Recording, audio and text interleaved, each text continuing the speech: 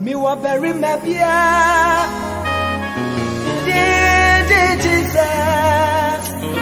Ah, sobo, mami.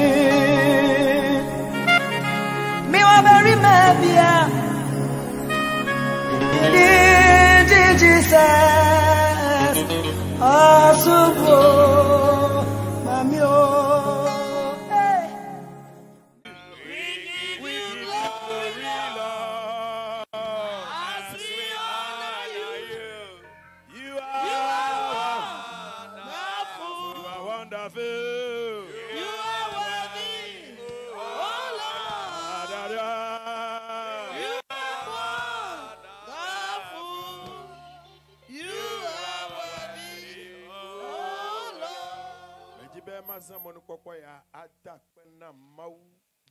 Je voudrais saisir cette occasion pour remercier Dieu pour sa grâce infinie. Cette croisade, nous sommes en train de la clôturer.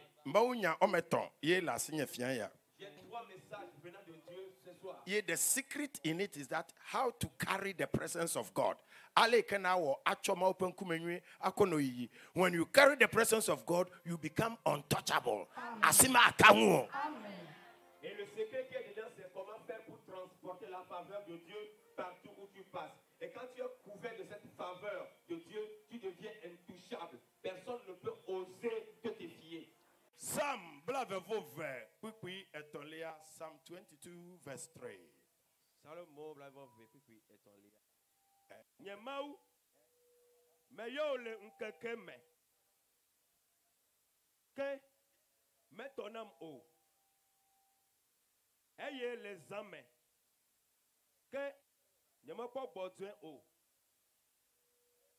Psalm 22:3 kedo hin ano pipi enelia le bebe ame ke wola ele kokwe eye nebobono Israel pe kafu odomegli. Ewanuka ebobono Israel pe kafu odomegli. La nu yakami wode nu kami wona mawo. Mi kafu mawo. Ye tanu kami ne. Mi ne zipi. Nous venons de donner un trône à Dieu pour qu'il s'asseye. So anytime you praise God, you worship God,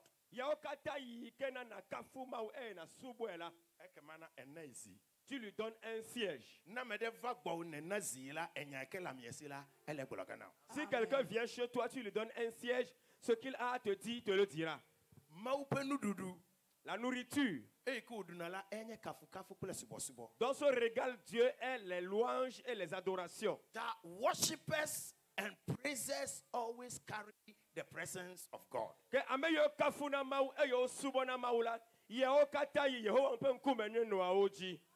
Second Chronicles chapter 5. Chronicle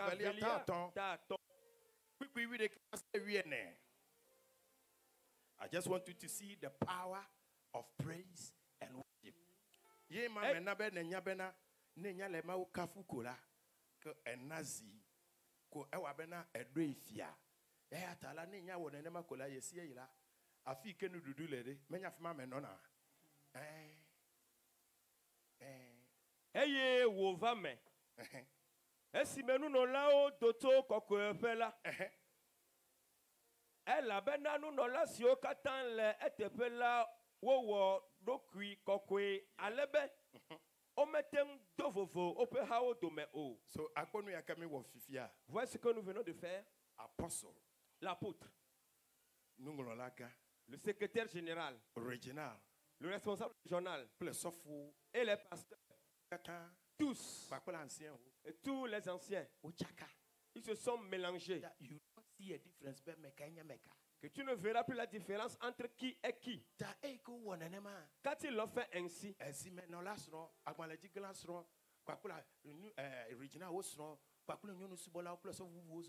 when they became one and they started singing and praising God, watch what happened.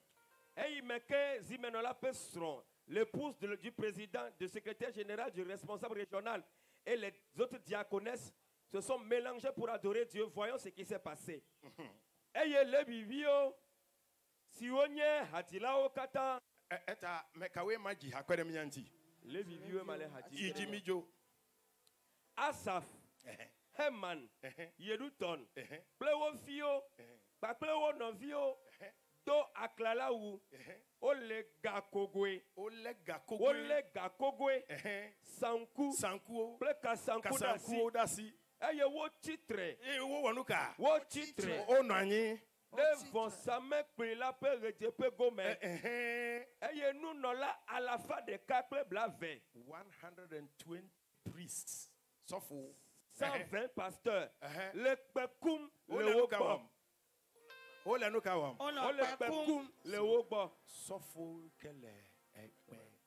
Les pasteurs qui sont dans le groupe Fanfare. Est-ce que j'ai l'habitude de dire dans l'église de Pentecôte? Il est au Ghana, il est ici. Quand un pasteur a un don, dès qu'on l'appelle pasteur, il oublie ce don.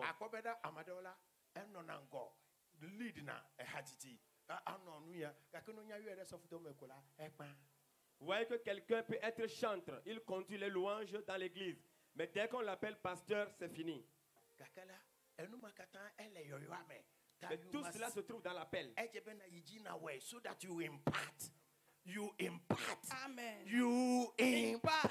Amen. Tu dois continuer par le faire. Et quand tu le fais, tu impactes. Tu impactes. Amen. Tu impactes. Amen.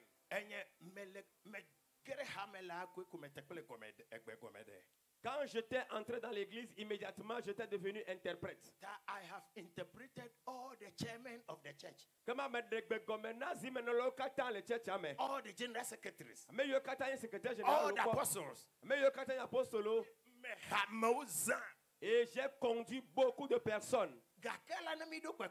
Mais quand on arrive dans une croisade,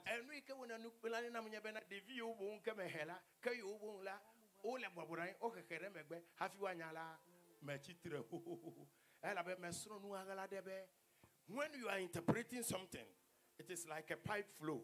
And we call it it passes through you. Amen.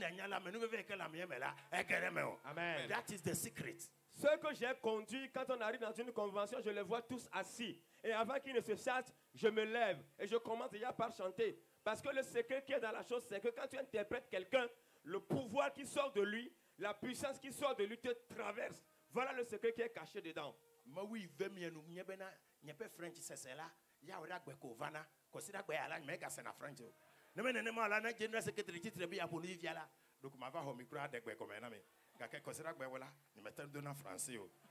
La grâce que vous avez, c'est que mon français ne vient que les jeudis. Les dimanches, je ne peux pas interpréter. Sinon, je vais remettre le micro au secrétaire général tout à l'heure. Il va parler en français et je vais commencer par l'interpréter. Amen.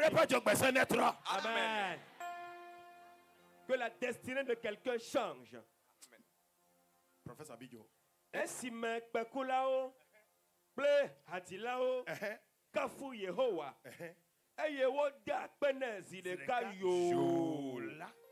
Esi me kpeao, gako kpeao, ple hatinwa wo di sesie. Wo di sesie.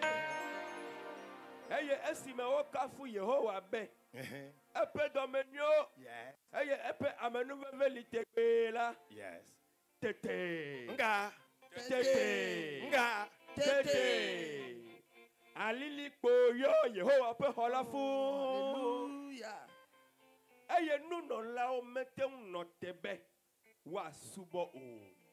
Le alili o ta. Ela bena Yehowa pe unti kokwe yo ma pe hola town. Amen. Psalm 22:3 mala obe ebobrande Kafu mekli. ta ekwunya tekule kafu enyo pelolo lida enyo pelolo lida enyo pelolo lida mi kafi mari enyo ova bobrande kafu ame. Toi dans les louanges. Quand il s'est assis dans les louanges, gloire a rempli le temple. Si toi aussi, tu trouves le temps, tu t'assieds.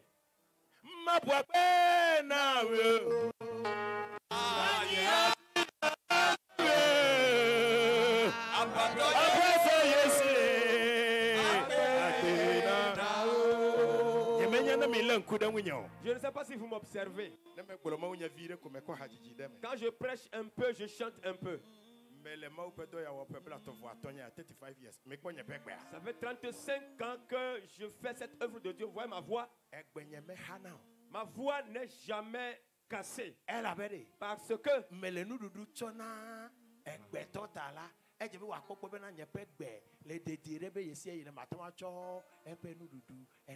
parce que chaque fois je donne de la nourriture à celui qui me donne la voix, il a donc l'obligation de veiller à ce que ma voix soit intègre, afin que je continue par le nourrir.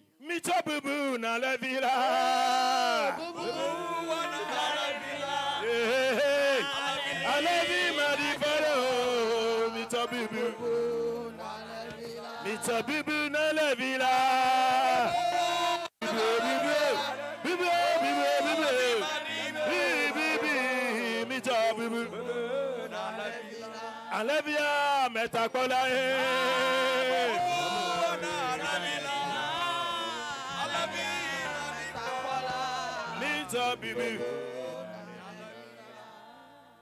Alléluia. Amen. Ta enu keleme obe nu nolao umetan note. Awasubosubo. Que les sacrificateurs n'ont pas pu tenir debout pour adorer. The secret is this. If the nunola who carried the anointing of God, but another anointing came for the nunola not to be able to note and subo. Ke ameke gbogbo fo lemere atawa tere ohun a. Nyala kele nyame nyebena nene maupenu nola ikeji amisisile. Maupenti kokwe be meten note de nuode. Amede ike gbogbo fo le ya mede eya atem ato de nti kokwe anua. The shortest way to win your battle is to worship. Yado yila emo pui keti na to bena na du abadi zeleka poi eya nye subo subo. Parce que quand tu adores Dieu, il vient s'asseoir sur son trône. Et il nous noie des pieds pour la Eva quoi pour les pères.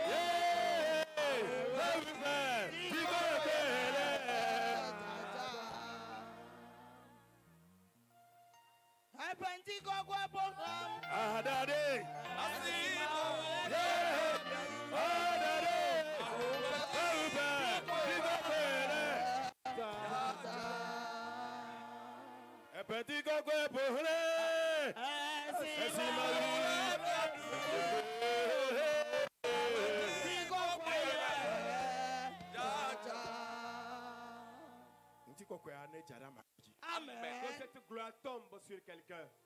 So when you are a worshipper, you carry the fragrance.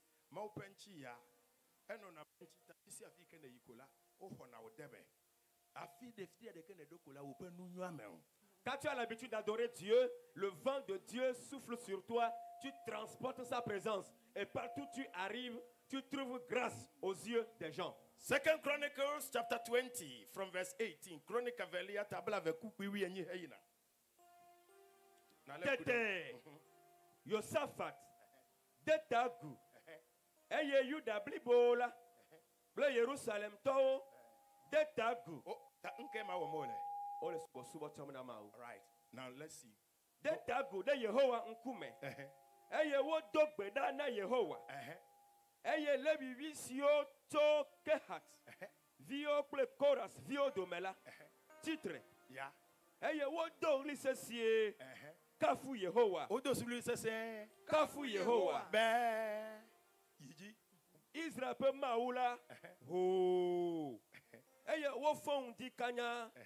Hedo. Heho. Do ta teku agbeji. Yes. Esi wo hola. Yo safa titre di. Yeah. Blobena. Mi do tom. Mi yuda ple Jerusalem to. Na mi ho Yehowa. Mi amau jisela. Ekama mi anote. Eye na mi ho epenya glodi lao jisela. Yes. Ekama a jeji na mi. Tete. Wodo adaunple du kolabe. Ne wo hola. Yado Yehowa pe hatilao. Si odo ation kokwe. He dia kafu hala. Akpabla lao ngo. O yeda palo. Ils vont en guerre. You jebe missiles, bomb. Et tout pour le tout no jangola. Obe you do gola. You tia akpabla lao la you chi megbe. Ye haji lao. Ame you ke jina kafu haola. You lengona aba. Ils vont en guerre. Au lieu que les vaillants combattants qui tiennent les fusils, qui ont les bombes, prennent le devant de la guerre, c'est plutôt les chantres, ceux qui louent l'Éternel, qui sont au devant, et ceux qui portent les armes sont au derrière. Akpablala ngo, eye, wano hatimbe, mida pena Yehowa, elabena epe amenuveve litegbe. Eye esi wovame. Esi me wode asi aseye toto me. Oda si aseye toto me. Eye wo le kafu hatimla. Ola seye chum le kafu hatimla.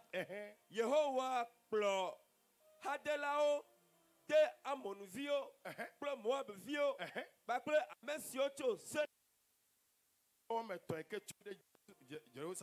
Les trois nations qui se sont levées contre Josaphat. L'Éternel est venu s'asseoir sur son trône. Il est venu pour prendre ses louanges. Et il a vu qu'il y en a qui défient ceux qui le louent.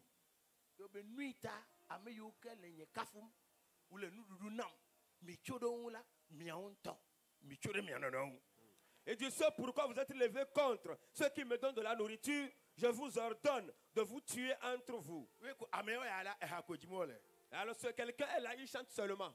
Enyo, enyo, lolida. Hey, enyo, enyo, lolida. Enyo, enyo, lolida. Hey, mikafu maru. Enyo, oh loloto mikafu maru.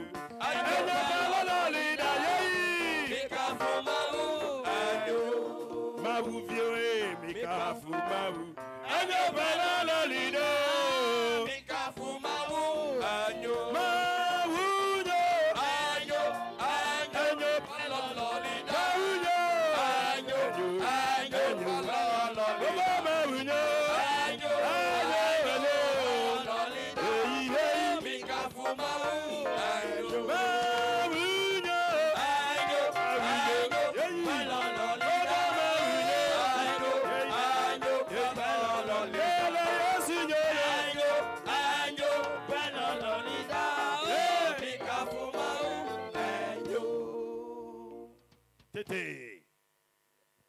Eye amesio hode yuda unla. Eye wo wu wo nwewo. O wonka. Wo wu wo nwewo. Ta amedesi ke worship na mau subo na mau kafu na mau la na tchode unkola unto le doku wuke. Celui qui loue l'Éternel, il l'adore dans les chants, les cantiques. Quand tu te lèves contre lui, tu te tues toi-même. Eyata akwa the devil know this weapon. Ye na be de wo twa. You call her me kata ta me ko de kakwe ko de tubio. No le hajim kola. I tell you not to play with fire. Fire, hey, fire will burn you. Ting, ting, ting. Oh, le problem be fire will burn you. Gakela. I know what do there. Fire will burn you. Ela bena e hadi. E chongu sende. Tai ko le setan kafum la ya teva was there.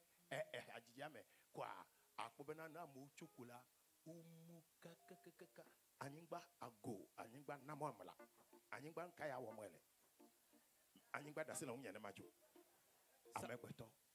Elle bena. Elle est assise gazoji. Satan connaissant cette arme, il a pris cela pour prendre le monde entier. Et vous allez voir les jeunes garçons et les jeunes filles en train de danser sur la chanson qui dit « Le feu me consume, le feu me consume ». Et puisqu'il chante, il glorifie Satan. Lui aussi, il vient s'asseoir et il les transforme tous en des soulards. Tete, Amon Vio, Ple Moab Vio, Chode, Amesio, Chosei, Toji Launti. Wo Jao Pouani. Wo Jao Pouani.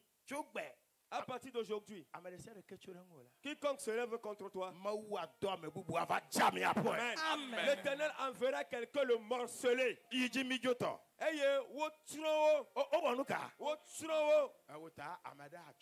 Quelqu'un sera détruit à cause de toi. Mais la clé, sache comment adorer et louer. Tel que tu dois louer Dieu. Quand tu demandes à maman, elle va te le dire.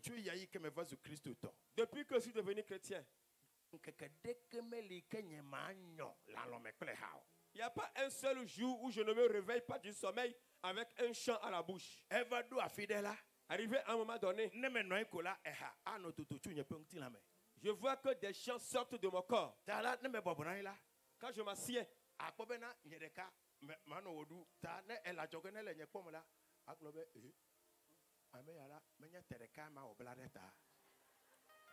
quand tu es de l'œil, tu me regardes, tu verras que je suis en train de danser moi seul sur mon siège. Tu penseras que je deviens petit à petit fou.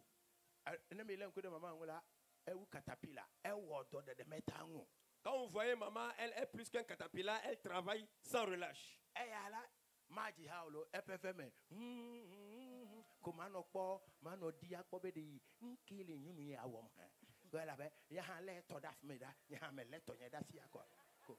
Elle chante souvent dans sa gorge et quand elle le fait, je l'observe. Je dis mais qu'est-ce qui se passe chez elle? Je prends mon chemin, elle prend également son chemin.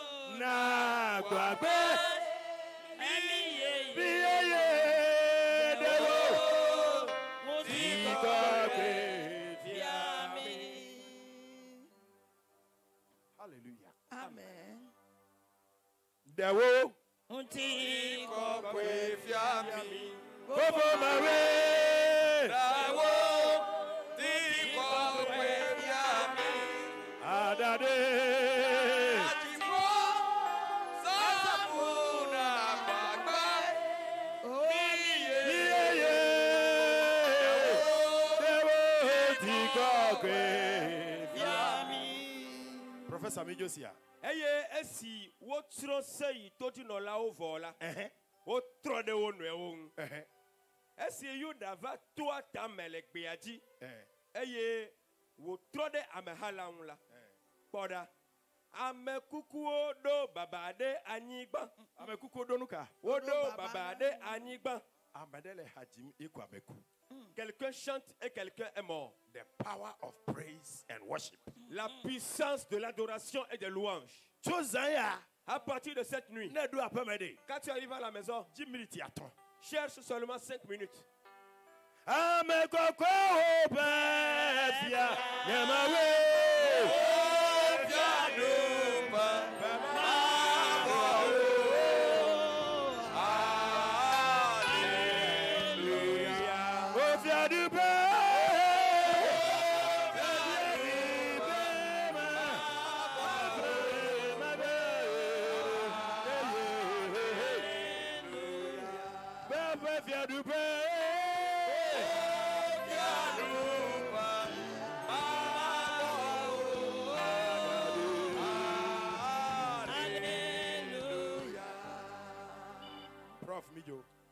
Amadeke me koto o. Amadeke me koto o. Ne demi le nuit ensemble ne me fait que tola de ke.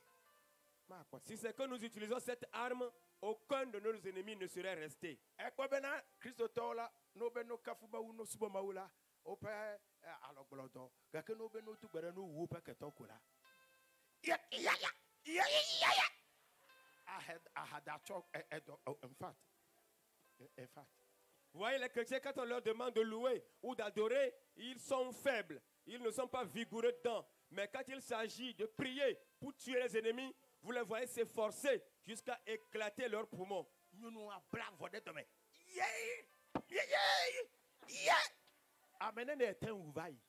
Tu en as déjà tué combien?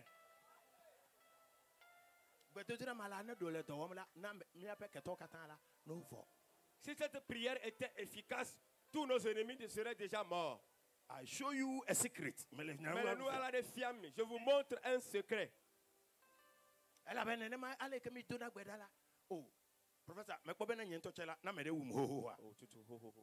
Tel que nous avons l'habitude de prier, de être exaucé, le prophète même serait peut-être déjà mort.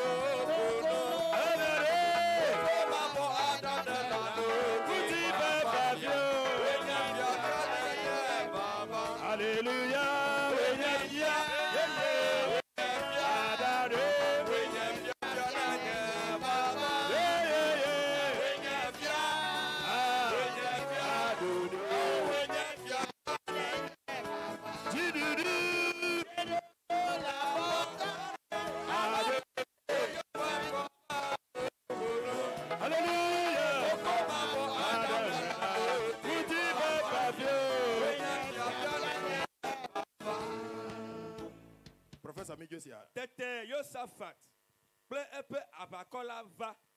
Bewa ha aboyonu. When you worship God, Awa ha aboyonu. you praise God. Aboyono do me passi. Quand on loue l'Éternel, quand on l'adore, on a des objets de.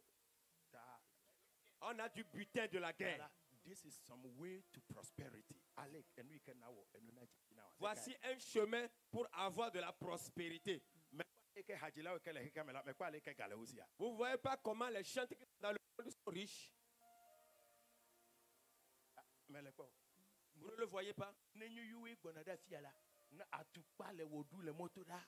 Ce sont eux qui venaient ici, vous allez voir les bouteilles danser au bord de la route. Yesu, Yesu, Yesu, Yesu.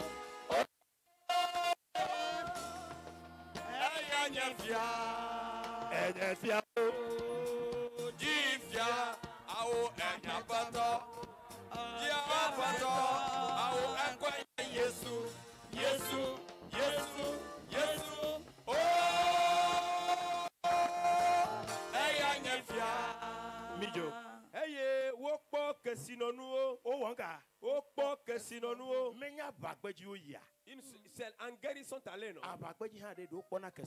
Est-ce qu'à la guerre, on trouve du trésor? The blessings of God makes one rich without adding any sorrow. Yehovah pe yaira ewoname kesinoto agbagba maje. La bénédiction de l'Éternel rend riche sans aucun effort. Olono ngekenene. Awo, plein nous voicio, le haut de mes fonds, La bagbaji sur le terrain de la guerre. menye boutique. Non, ils ne sont pas dans une boutique. Eye, oh hao, alebe, wowu totonawo, Ewanuka. ewu totonawo. Ahedada ekele fude na metade. Ne de amegbeto akpofufu. Ezatipe afo. Neto ate. Atogbe waba. Yeba menu bebe. Mata.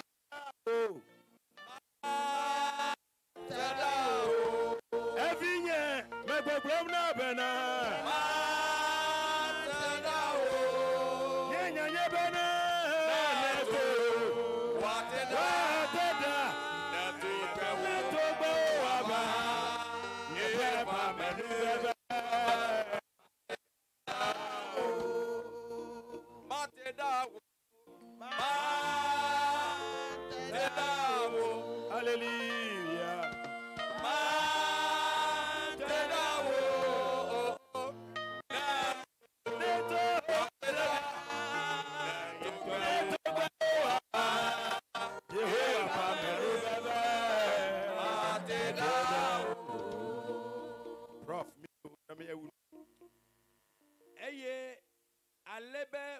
tɔtɔ nkeke etɔn sɔŋ. You call it Wole aboyonuawo hahaji. I had a coach. Elabena o sɔgbɔ ŋutɔ. Ils ont seulement chanté.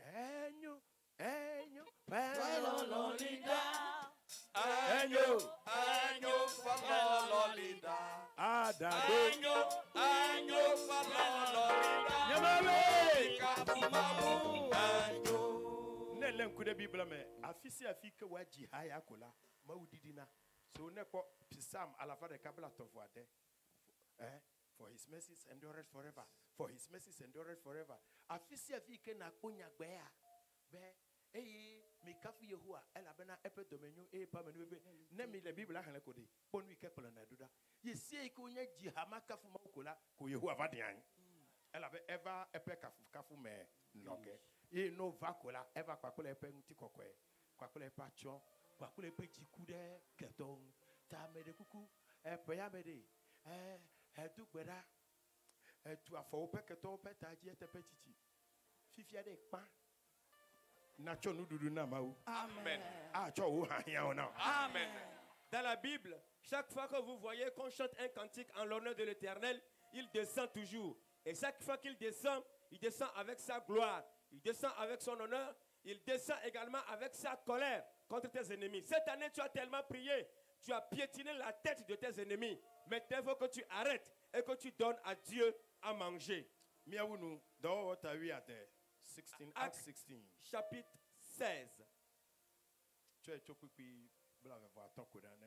À partir du verset 25. Ayez les antitinala. Les antitinala. Plesila. O legbedomda. Eye wo di kafu hao na mau. O wanuka. O di kafu hao na mau. Nyemeje hafi o. Hamade egado nkuja. Lucy mawu wona mwe. Nyemate wasu dodriwo. Magbana tukwa wo asebana. Mawu ye wamu ala. Lucy mawu wona mwe.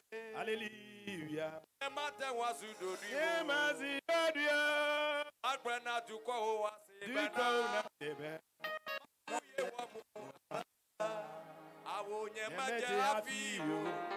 Nyemaje afiwo. Nyemaje afiwo. Hallelujah. Awo nyemaje afiwo. Nyemaje afiwo. Nyemaje afiwo. Mawu kwa manu bebe. Awo nyemaje afiwo. Nyemaje afiwo. Nyemaje afiwo. Nyemaje afiwo. Awo nyemaje afiwo. Nyemaje afiwo. Mawu kwa manu bebe. Ils honoraient ce cantique. Ils chantaient. Tete. Kassia Anigba Bubunto. Alebena Gahoa. Beglidu Anyo Nyekpo. Gahoa pe. Glidu Anyo. The foundation. Yes, les fondations. Wanuka. Nyekpo. Kafu kafu ha. Les louanges. Subo subo. L'adoration. Akpedada. Les actions de grâce.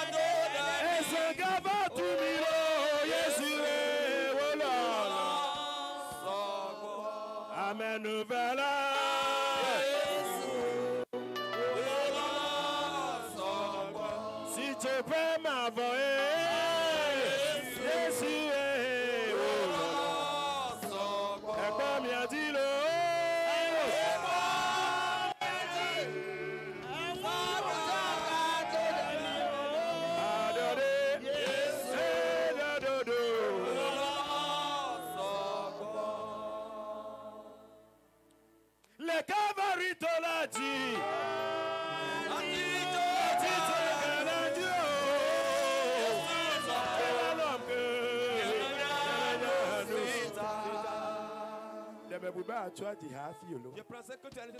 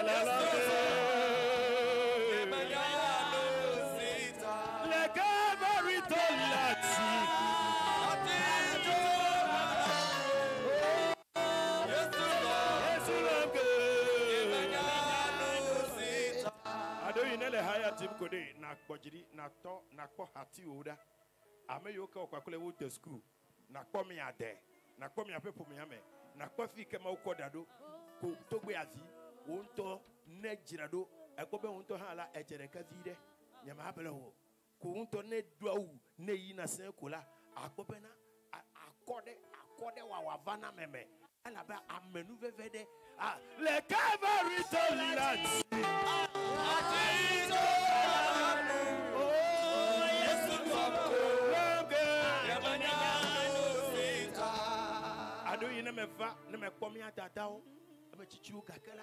the way the glory of God, it transformed the people.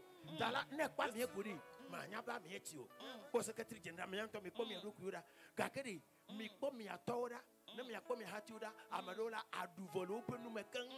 Ope grand pipi ko eva tian. Awure kemeje na wo. Ne kwa madola no be you do la abuba ti o bla vodem. Kake mi awola. Le Calvary Tolati.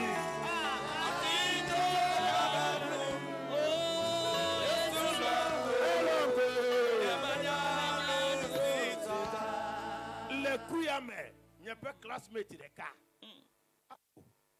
Maman, ado il a ne me nyado bolola. Du coup, au towa. Quoi c'est quoi? Au peu boire. Yeah. Over where? Yow. Merekuna Gina de Namsia. Gina de Nam. A du volon me kan. Hein? Volon me. Parfois quand je vois les gens de mon âge, quand je rencontre certaines Voba sang le tosi. E gano tosi po. Kakene kwa. Aw. E won blani. Vous voyez Elda.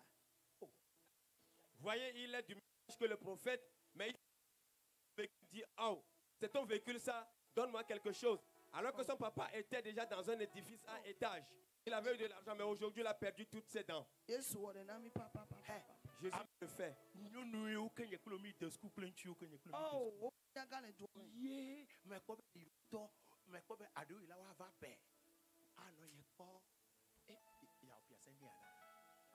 Lolo Bago.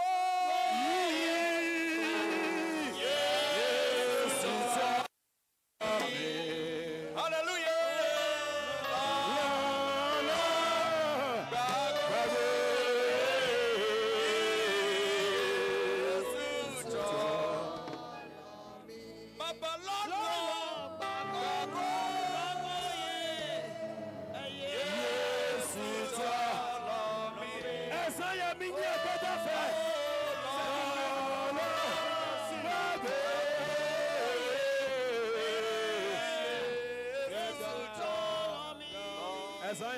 Cette nuit,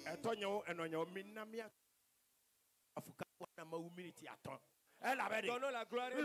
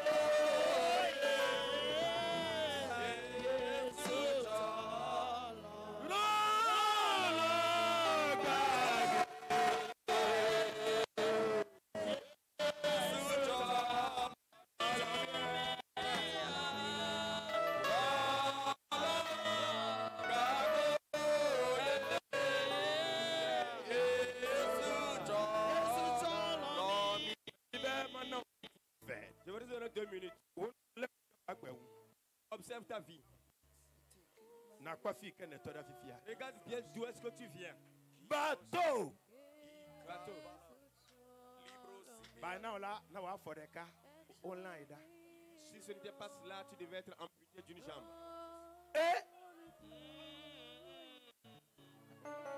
Yes, it's all.